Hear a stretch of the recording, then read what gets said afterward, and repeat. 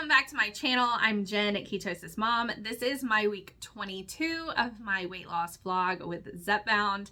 I'm going to be going over multiple things today. I'm going to try to keep it as short as possible. Something that was been asked for a few weeks now is, how are you eating? What is it that we should be eating? Can you please go over that? So I am going to go over that today. I'm also going to go over, of course, GLP-1s in the news with Jen. And of course, I will also give you my week 20 results. So let's go ahead and get started.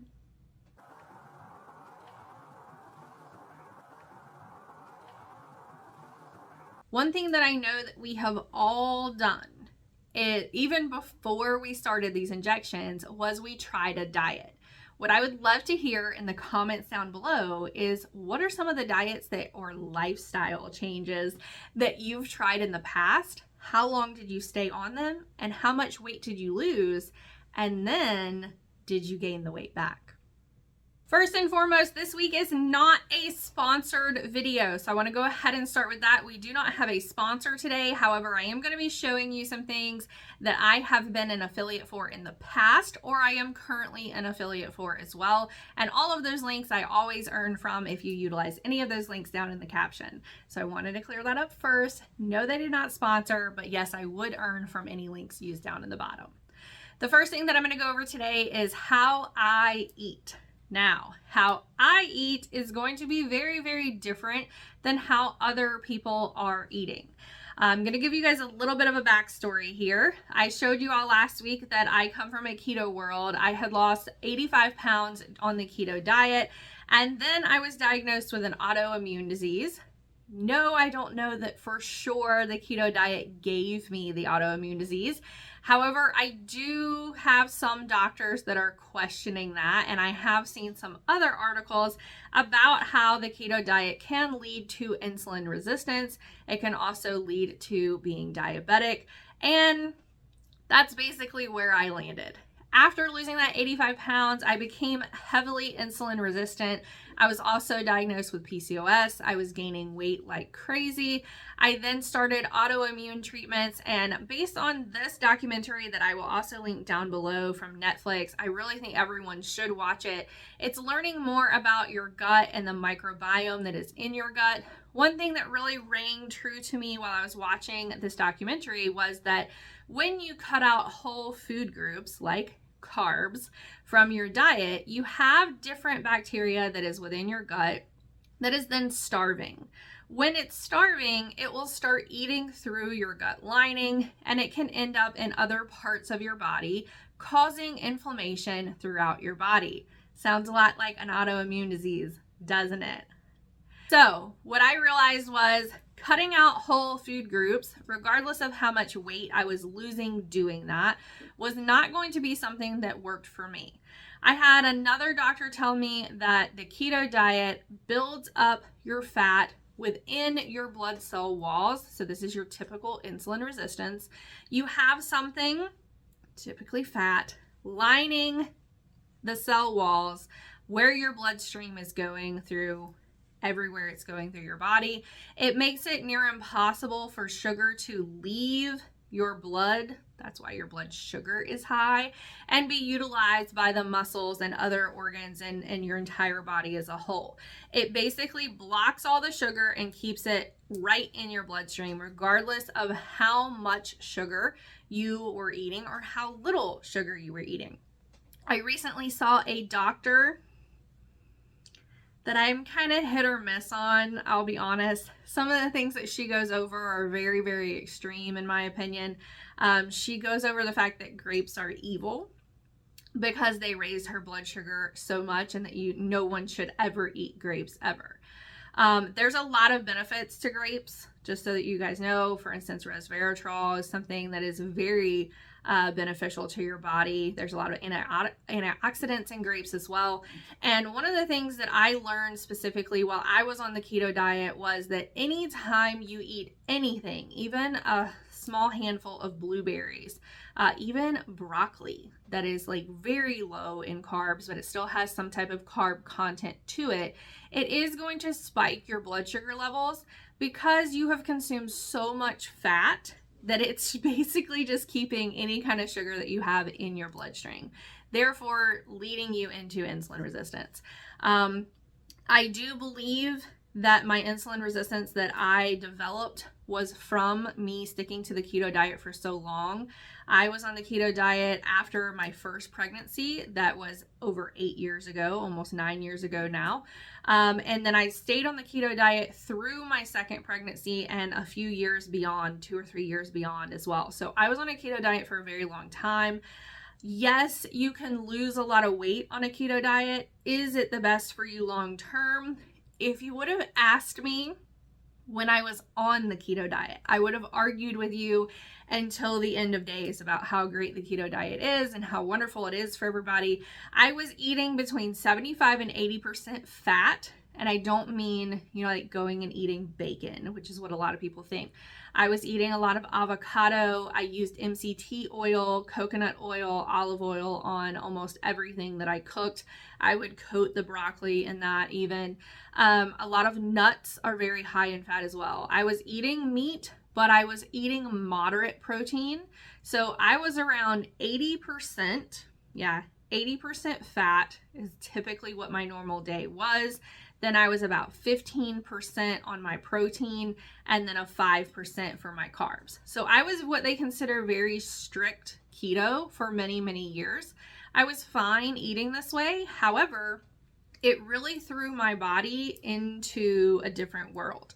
I had multiple doctors tell me like, hey, maybe we should start trying to rotate in maybe some brown rice, maybe some potatoes, like sweet potatoes even. Let's start rotating in some other things and see if that can start kind of getting us out of insulin resistance. What I was finding that was doing based on the way that I was continuing to eat and just slowly rotating some of those things in was it really was doing more harm than it was good. So I personally overhauled the entire way that I eat. I also, as you all know, have been diagnosed with SIBO, so small intestinal bacterial overgrowth. And I also believe that the SIBO was likely a gift given to me from keto because my digestive system got so used to not having certain types of food, and that bacteria that fed off of that food left somehow my gut, and now when things go there, there's not anything to eat that down basically for energy and to keep it moving. There's a couple of different ways that doctors are looking at kind of like replenishing your gut microbiome throughout multiple different ways. I've not really gone real deep into that yet.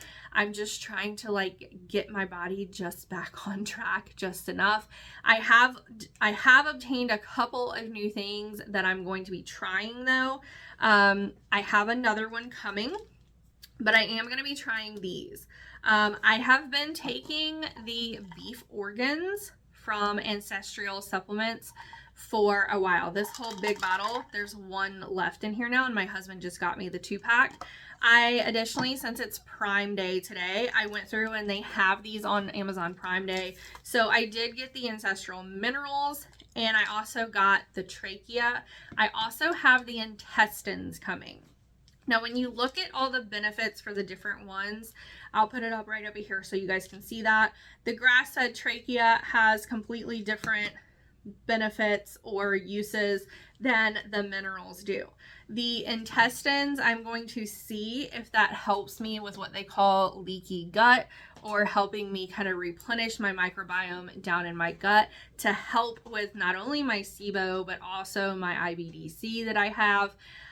When you're on the keto diet or a carnivore diet, you are really into anything that is made from beef, right?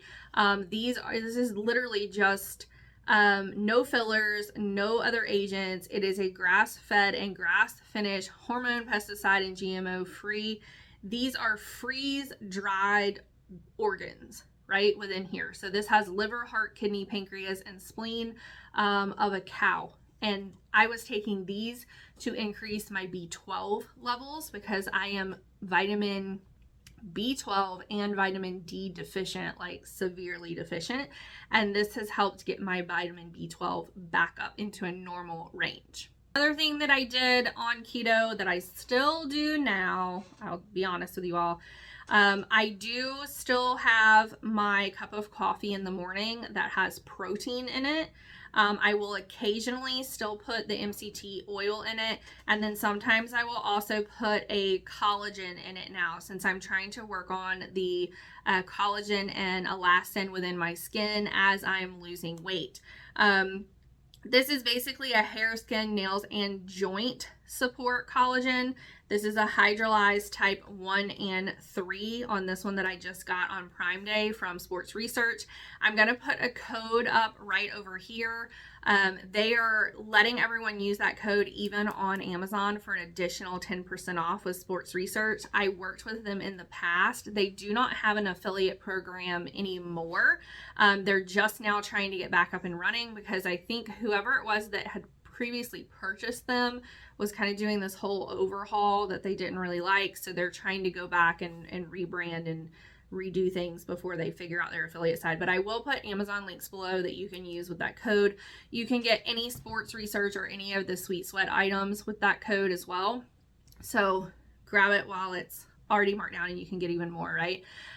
Someone did ask me about protein powders. This is the one that I currently use in all of my coffee. This is the Orgain. This is a plant protein though. I have found that the Orgain, the plant protein, I digest it better. It also allows me to have just a very, very small amount of some of the vegetables that I'm not really supposed to be having. So for instance, you're gonna see on the side over here all the different fun stuff that's in here. So it says it's cleaner ingredients and powders made from pea protein, brown rice protein with chia seeds.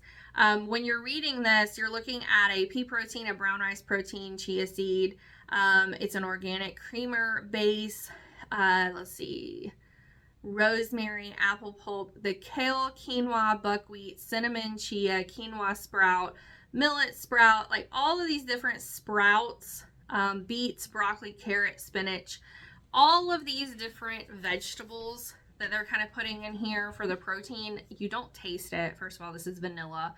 It just tastes like a vanilla creamer in my coffee, which is great, because then I'm also getting, let's see, I only use 1 scoop, so I'm still getting about 10 or 11 grams of protein with that. I'm going to put the nutrition up over here for you guys. There are 20 carbs in this. And there's 8 fiber with 5 of the erythritol. So you're going to take out that 13 for a net of 7 carbs if you're doing like a keto based thing, right? I would not have used this when I was on keto. I would have stuck to the Premier Protein. I would have stuck to the OWN. I would have stuck to the sugar-free muscle milk. I would have stuck to all of those, because I would have said this has way too many carbs in it for me, because I was not eating even 20 grams of carbs in an entire day. However, now I am eating carbs, and I'm eating things like this that has other things in it in small, like micro dosing type amounts, to try to replenish my gut microbiome and my gut flora that's down in there. I think I'm going to do the Viome test that I have right here for you guys. I'll link it down below as well, but I think I'm going to do this Viome test just to see what my microbiome looks like, and I'll show you guys my results when I get it in. I've just been really into this whole concept of, oh my gosh, did I eat keto, lose 85 pounds, and just basically give myself an autoimmune disease or give myself SIBO? I definitely gave myself insulin resistance doing this. I know that, which led to PCOS. So I did all of this by the way that I was eating. So I've had to do a complete overhaul. Now, there is a SIBO, what they call a FOD map. I try to stick to this FOD map as much as I can. And then I have different devices that I use that I blow into that measure my CO2 levels to see if I'm burning fat or if I'm burning carbs. I also blow into a separate device that is called a food marble. that I will also link down below for you all. No, I do not work with them. It's just what I use. It measures my methane. It also measures my hydrogen to see if my body is having a problem digesting this, and it's creating a gas that then is going to cause me to bloat or cause that small intestinal bacteria to overgrow again. Because if I start having high numbers, then I know, okay, I just blew this high number on my food marble when I have onions. I can't have onions anymore. Or if I do, it's going to have to be in such a minuscule amount that I'm trying to microdose myself back into being able to have it again, which I have been doing. I don't just never have onions. There's onions in a lot of the meals that I get when I'm out places. I'm not going to tell them that I'm allergic to onions. I'm not going to be like that person. If I have some bloating or if I have a bacterial overgrowth because of it, then I can take one of my antibiotics to try to help with that. It usually eases up within a few days regardless, and we'll kind of get things moving again. Other thing that I do make sure that I always take is my magnesium breakthrough. I've showed you all this before multiple times. It was also on Prime Deal, so I stocked up on this since I always take it.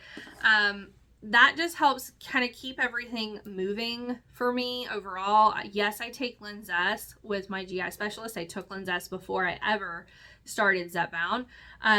But the magnesium breakthrough has 7 different forms of magnesium, and it really just kind of helps things stay regular. It also really, personally, I feel like it helps me sleep better as well.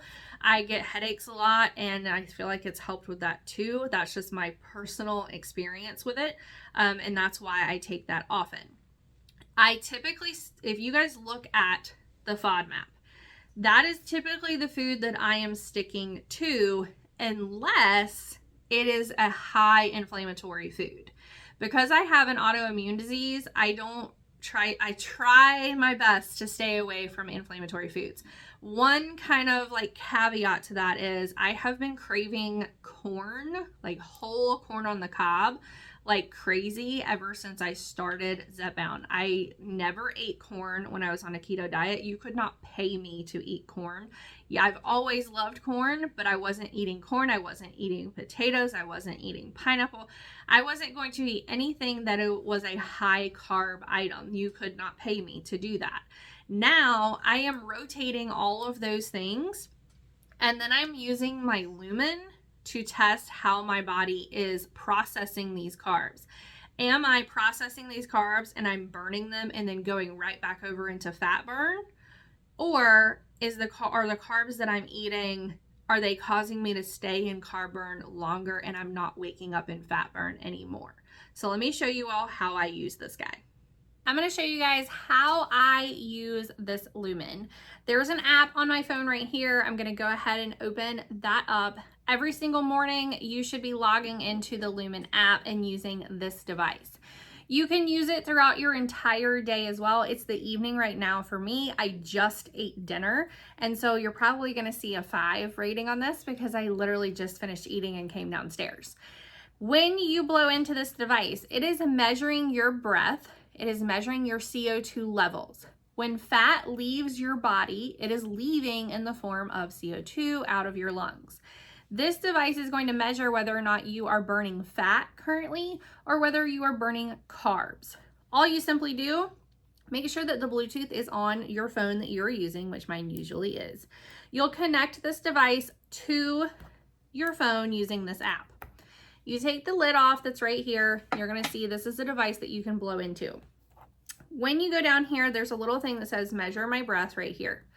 I am doing this. This is honestly, it's not before exercise I'm going to do that. It's after eating. This is not 1 to 2 hours after eating that I normally do, but it's after my dinner. So I'm going to hit next. You do want to take a seat while you're doing this because standing up and kind of running around can also affect your breath as well. You simply hit let's go. You're going to inhale. Hold your breath.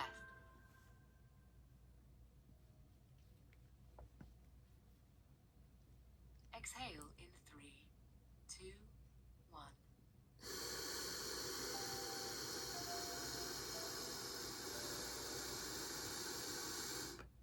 That's all you do. You keep that ball inside the middle of the circle. This is now, it says mitochondria are tiny and power stations in the cells. They help us burn fat. I don't want to review my last week right now. So I am actually blowing at a 3 right now, which is very surprising to me because I literally just ate dinner. You're going to see in here a rainbow scale, and I'll put this up over the screen so that you guys can see it a little better. I'll take a screenshot of this. And it says I am 45% fat burn right now and 55% carbs. I did eat carbs for dinner, just so you guys know. I'll show you right here. This is what I had for dinner. My husband cooked it for me. I had a taro ball. I also had some like steamed dumplings, steamed pork dumplings, because I really, really like those. And then I am still semi-burning fat even after eating that. Typically, after I have dinner, I will eat carbs at dinner because I'm getting ready to go exercise. And that's one thing that the Lumen's going to basically help you figure out about yourself. You do want to wake up each morning in fat burn. It's going to give you a flex score of basically how your body is as far as going back and forth in burning fat versus burning carbs and switching back and forth doing that. Now, this concept to me, when I was on keto, was like, there's no way I'm gonna do that, right? You kind of have to get used to this one. When I decided to stop with my keto diet because all the information I was gathering, I really felt like it had led me down this path that I was on and I wasn't in a good place. This device, as well as my food marble, were really the ones to help me kind of get back on track. Now, if you don't have SIBO, then the food marble is not going to be important to you at all. But if you've been previously on a keto diet, or you're not really sure if you were even doing the keto diet right, or you're not really sure what you should be eating, then I feel like the Lumen is probably really going to help you guys. You can use the code KetosisMom when you're checking out at these. Previously, they were giving everyone $50 off with the code KetosisMom. Try it, and you guys let me know in the comments down below what they're currently giving with that. I've not worked with them in a while. They were kind of changing things up for a little bit, so try it and let me know. I did try it earlier and it does work, but I can't remember what the percent off was or if it was still $50 off of your total. This device really, really helped me basically just try to figure out, okay, if I have a potato, which I was definitely not eating on a keto diet, if I have a potato, how long is it taking me to get to burn that and basically like hack my metabolism to get back over into fat burn, which is where I want to be? How long is that process? Do I need to work out to burn those carbs up, or is my body gonna do it and kind of switch back and forth naturally? I've tested this with multiple different things. What I found very interesting, I ended up eating really late one night and just saying, you know what, I'm eating, I'm hungry. This was pre-Zepbound. I'm eating, I'm hungry, I don't care if I don't wake up in fat burn tomorrow. I ate, it was like 9:30, 10 o'clock at night. I ate basically what was a full dinner, and it was high carb. I woke up the next day and I was still in fat burn. So I found that my body, that flex score that you get with Lumen, it's basically showing you, okay, you ate these carbs, but while you were sleeping, your body utilized this already because you really weren't eating carbs before, and you know, hey, we're excited to have them. It's already pushed everything through and you're still going to wake up in fat burn. That was something that it was just mind-blowing to me because I was not expecting it. I thought I was gonna have to spend a whole week trying to get back on track. And this little device right here is really teaching me that for me, it really doesn't matter if I eat carbs right before I work out. I can have carbs at breakfast, not work out until later in the afternoon. And as long as I have those carbs there to burn during my workout, I'm still going to have the energy for my workout. I'm still going to burn all those carb stores and go right over into fat burn. And then afterwards, I continue to burn afterwards as well. Everybody's metabolism is going to be completely different, and this just helps you know by blowing in this your CO2 levels that you're blowing out to know if you're burning fat or not. It's also important to know, are you burning fat or are you kind of like burning your muscle off here? You need to know those things. And so I do utilize this on a daily basis. So the Lumen has been really, really important to me as far as knowing what I can eat, what I can't eat, and kind of what times of day I can eat it, kind of not. There's been some studies, and I did watch a guy the other day talking about how it doesn't matter if you have those carbs right before you go for a run. As long as you've had the carbs and they're kind of stored up before you go for the run, so that you're not burning into your own muscle, but you're burning those carbs for energy and then going into fat burn, then that's all that really matters overall. But I do like to see that I am in carb burn mode before I go work out, because if I'm in fat burn, I want to kind of correct that. I don't want to be in fat burn and then all of a sudden my body switches over and it's like, oh, I'm going to go eat some muscle too. That's what I don't want to do. I also make sure that I always eat something super high protein after I've worked out. I typically like to eat dinner, let that sit and digest a little bit, go work out, and then I'll have something that is a high protein snack while I'm sitting watching TV. I'm really kind of obsessed with meat sticks right now. I love my meat sticks. I love nuts. Yes, I will still have a couple of berries. I will also, if I've had something super high protein, like let's say I have a steak at dinner. My husband cooked me a steak the other day. It was phenomenal. It was absolutely fantastic.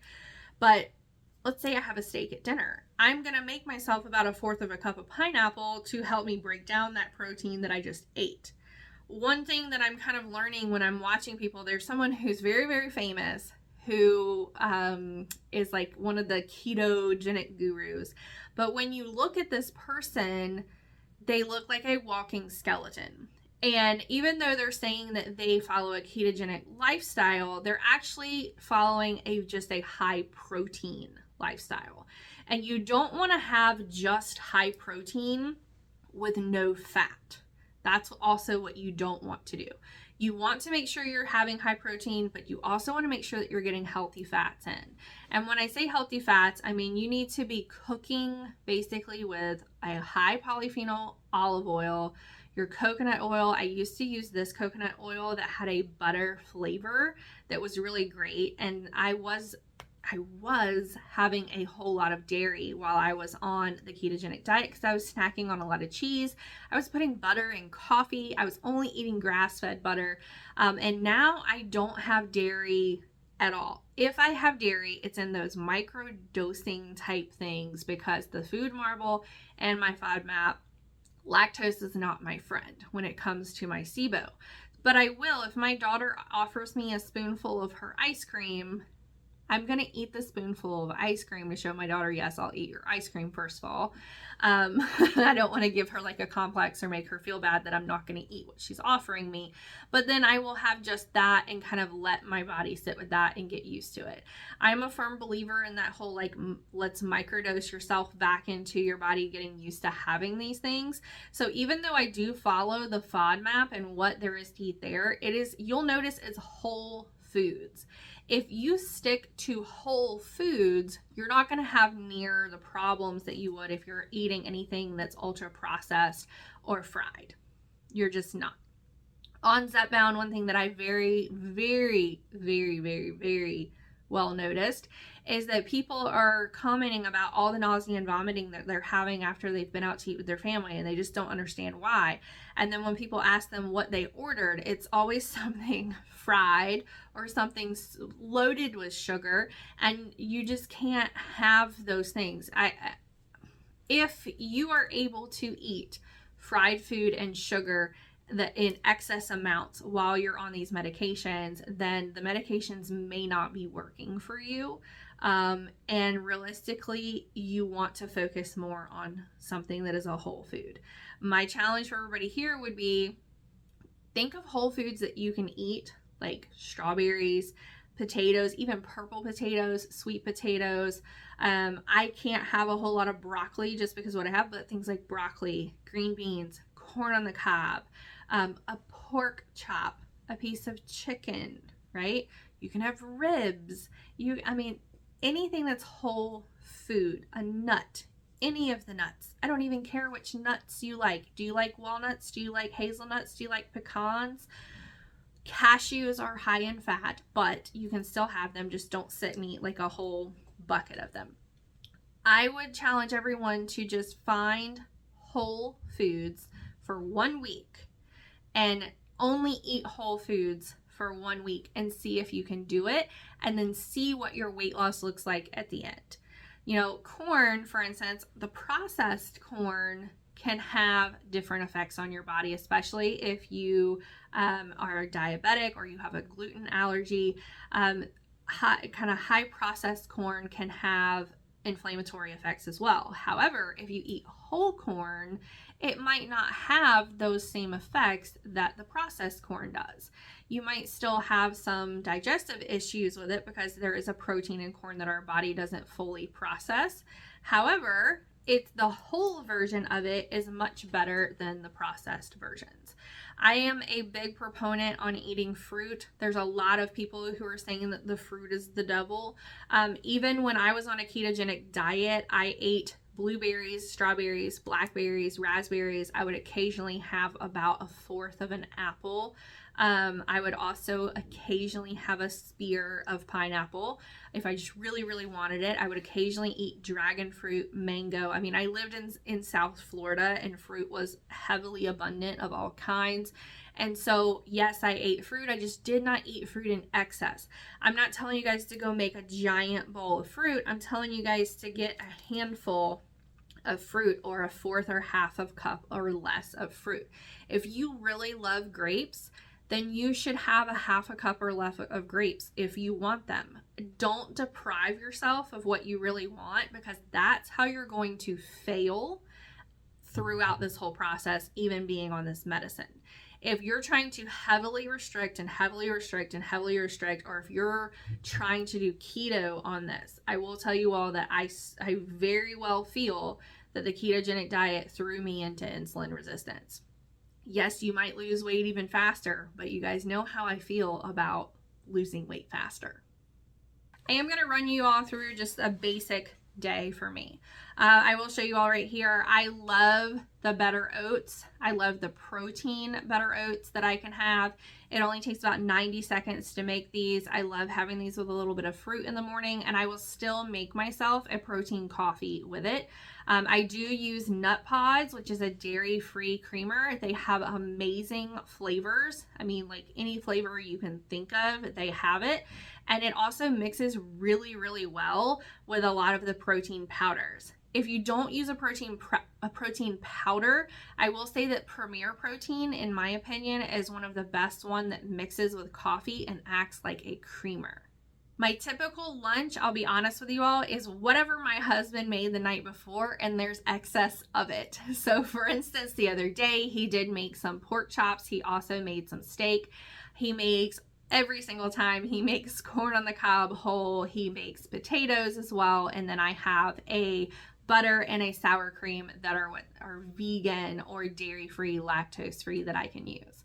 I often will also just get out some green beans and mix the small, either purple potatoes or the red potatoes with green beans for some reason, with a little bit of salt and pepper, and then also olive oil on that.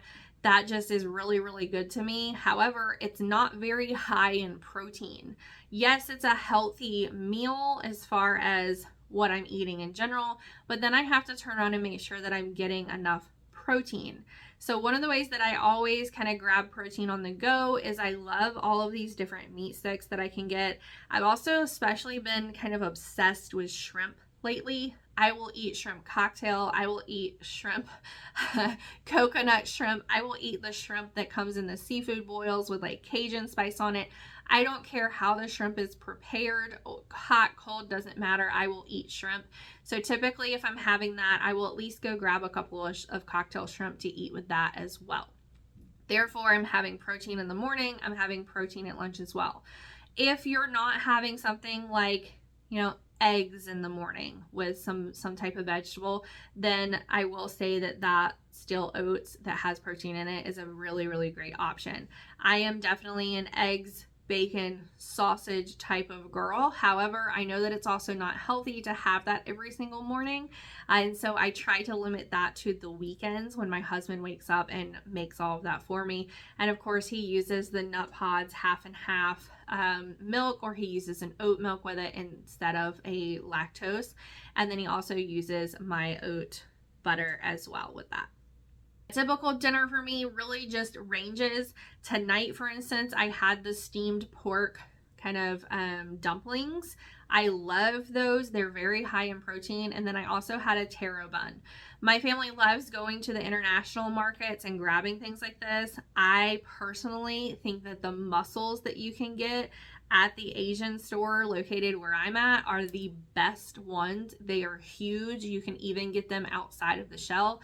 I will sit with a little bit of, saute those up in olive oil, put a little bit of my oat butter on it, just with kind of salt and pepper, and I will sit and eat an entire bowl of mussels as well.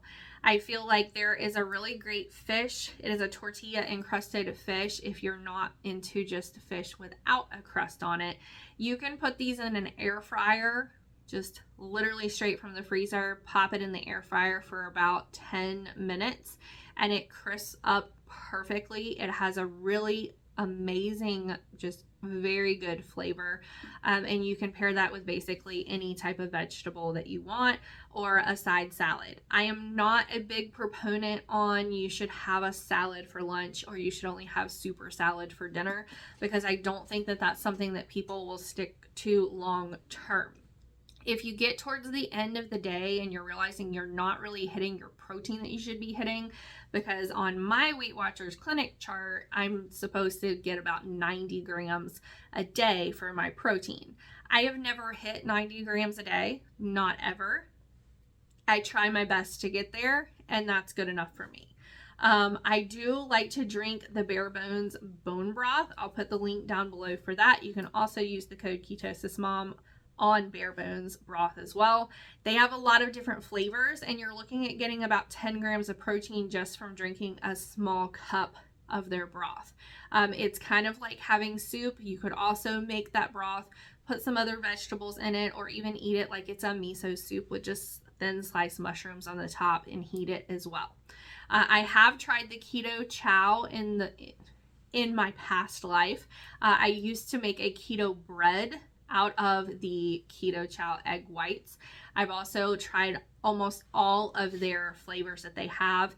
They're very, very super sweet to me. You do pick your own form of fat that you're adding to it. So you would be able to kind of control how much fat you're adding to that to keep it high protein if you wanted to. Personally, I really like their soups the best. Those are just kind of that's my personal opinion on that as far as that goes. One of my favorite things to do if my husband's not making food for me and he's just like, everybody feed themselves, I do like to have what I call a tea time to myself. I will kind of air fry some meatballs, toss those in either a barbecue or a marinara sauce, put some nuts, put some of my vegan cheese, put some of crackers, for instance. Just basically make myself a charcuterie board of fun. I can even kind of just cook up or air fry a brat very quickly, and try to keep that a high protein and just have a lot of little things that are high in protein. I will say, as far as the sugar concept goes, when I was on keto, I did use the erythritol. Since then, I have seen a lot of the studies about kind of the dangers of this. I, about 2 years ago, switched over to an allulose, which you can get from Wholesome Food Yum. You can also use code KetosisMom for any of their products. They make great almond flour, coconut flour, allulose, syrups, honey. They have a sugar-free honey that is absolutely amazing. I have the regular and the cinnamon, and I use that on chicken, like nuggets and things. It's fabulous. But there has been studies on allulose and the ability for your body to burn more fat while you're utilizing allulose as opposed to other sweeteners. So about 2 years ago, I switched over to allulose. If I'm not using allulose, I will use the keto honeys. to kind of keep the sugar super low, because honey is very high in sugar. And I'm still not quite back to using honey as far as the FODMAP either, but I will use maple syrup. I used to live in upstate New York, and we would go to the New York State Fair, and I order Dutch maple. Absolutely fantastic. You have not had maple syrup unless you have had this like award winner of the New York State Fair every year. We will use that in baking. We will use it in marinades. We will use it in tea. I am a big supporter of maple syrup for sweetening things. I'm just not real big on sugar in general. So I can kind of see where people who didn't come from a keto background, who were kind of not really sure how to eat or had kind of tried things and fallen off multiple times, might be having some trouble as far as eating correctly or knowing what they should be eating while they're on these injections. And I feel like what people should be eating is going to be completely separate. And again, every week I say this is very individualized, and I truly believe that. You know, I'm not going to eat the same thing as someone who is truly diabetic on the Mounjaro side, or someone who doesn't have SIBO, doesn't have an autoimmune disease.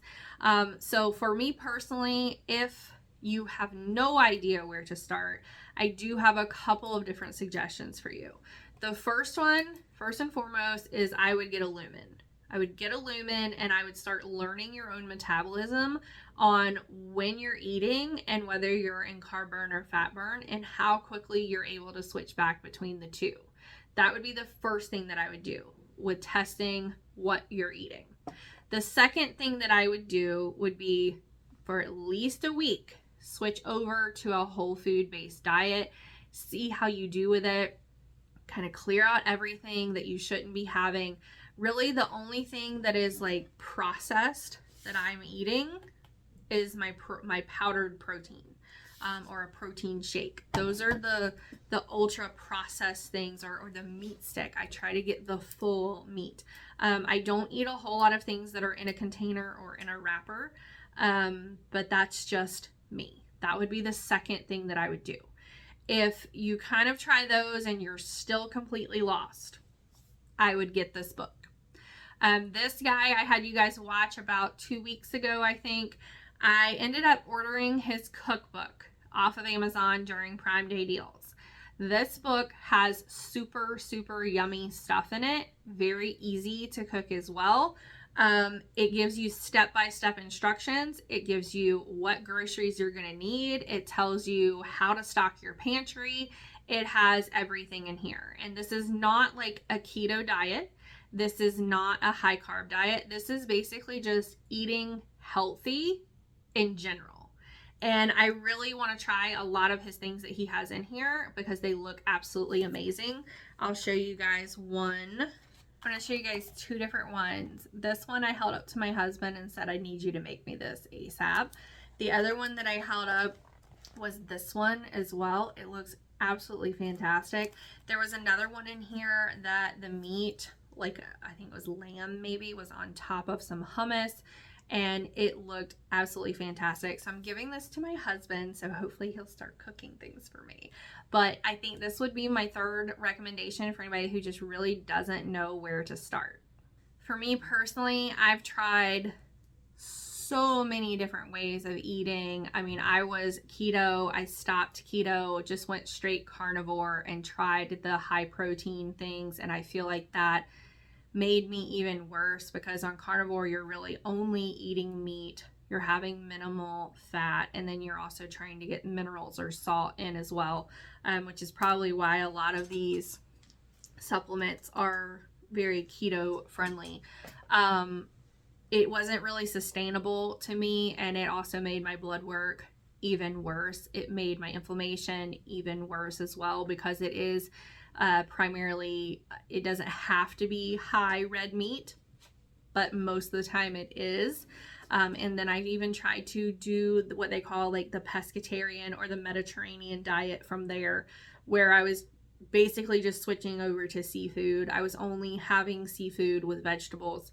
That did help some with my inflammation and kind of slowly adding some other things back in. From that point, because I had kind of switched off of meat and my doctor saw that I was doing a little better, but not all the way there, they additionally asked me, hey, let's try vegan. Let's just try vegan from here and see if that completely takes care of it.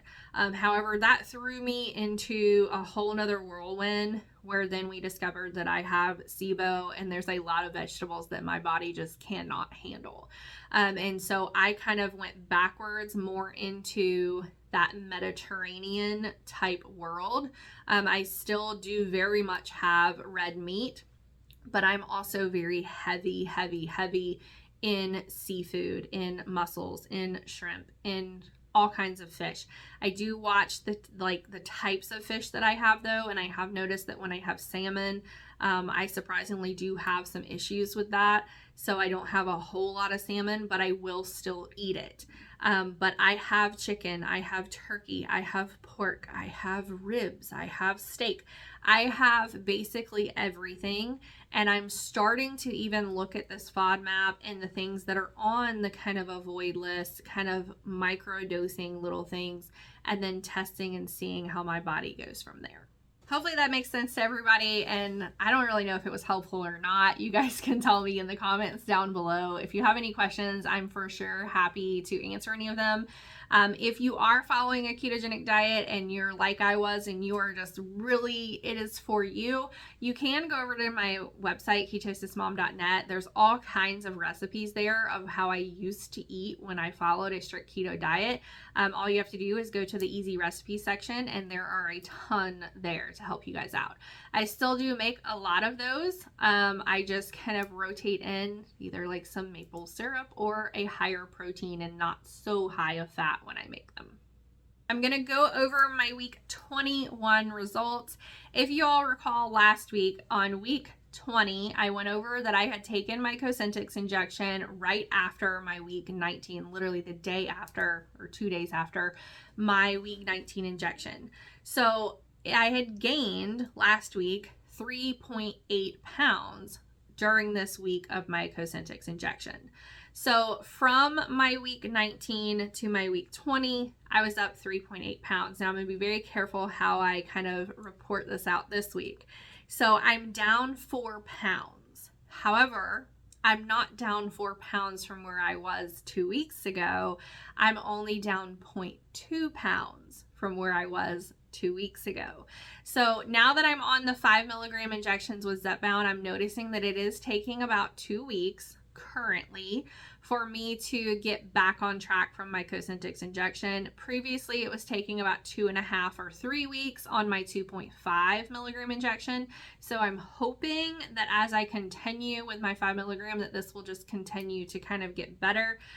So I basically lost the full amount that I had gained as of this week, plus an additional 0.2 pounds. Now I'm going to do GLP-1s in the news with Jen. Now, this is more than the GLP-1s that I'm going to go over this week, because I've seen on multiple different talk shows that I've been watching this week, and then I also pulled it up on a website where they're talking about how because of everyone being on these injections, that the high protein diet is kind of king right now, right? Everybody's trying to drive towards their protein.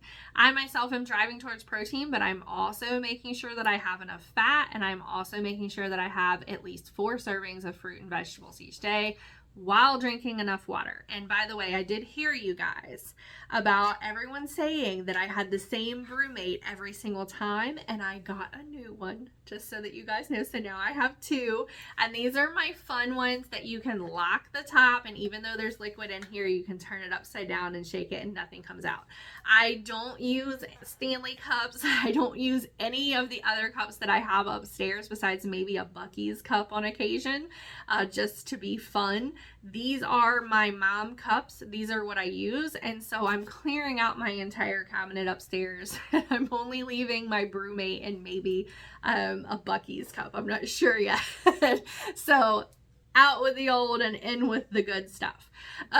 So everyone is trying to run towards this protein goal, right? And so your protein shakes, your protein bars, your protein powders, your high protein meals, what grocers are noticing is that if the packaging says that it's high protein, it is selling. What I will say to you all, and this was the same on a ketogenic diet, there's not a whole lot that these vendors or these sellers, these food makers have to do or pass in order to slap a label like high protein on their product. My suggestion to everyone would be you need to turn it around and you need to look at the label yourself. You need to look at what's in it. You need to look at what type of protein you're getting. You need to look at the quality of it. You know, is it organic? Is it not? You need to look at, hey, are they labeling this 10 gram, frozen dinner a high protein meal, but then there's, all this sodium in it, and then there's also all these carbs in it. You really need to kind of look at labels and learn to read labels, because just because it says high protein on it doesn't necessarily mean that it is actually something that is going to be good for you. There's a lot of products that have a keto label on it that I would never ever in a million years say was actually a keto item once I looked at the label on it. Another thing that's out there right now with all of our injections that we're using is the disposal of all of these injections and how they need to be properly disposed of. There's a lot of people who, like myself, who had never been on injections before, my Cosentyx, and I had no idea where I'm supposed to be putting this and how I'm supposed to be disposing of it. Everyone should be able to get a sharps container from whatever pharmacy you are currently getting injections from. A lot of the times there's a number that you can contact to get a sharps container from the manufacturer. You can additionally call your PBM and ask them, call up and say, hey, Caremark, I need a sharps container. I'm taking these drugs that I'm getting and I have nowhere to put them. These should be disposed of properly, and they do have to be kind of packaged back up in a biohazard or hazardous waste type method, inside of a bag, inside of a box, inside of another box, and then they're typically shipped back, or you can take it back to your pharmacy for a proper disposal.